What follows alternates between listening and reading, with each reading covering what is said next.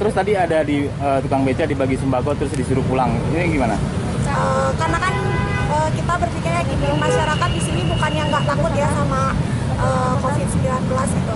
Karena mereka itu berpikirnya kita diam di rumah ya kita nggak makan gitu kan. Mereka berpikirnya seperti itu. Jadi kita bagikan sembako kepada mereka itu untuk bekal mereka diam di rumah ya. Kita berharap pemerintah lebih peka gitu kan, lebih peka daripada kita yang memberikan diam di rumah. Tadi ada pengecekan suhu tubuh juga ya? Iya, kita ada pengecekan suhu juga karena kan mereka pastinya sering di jalan ya gitu, sering berinteraksi dengan orang.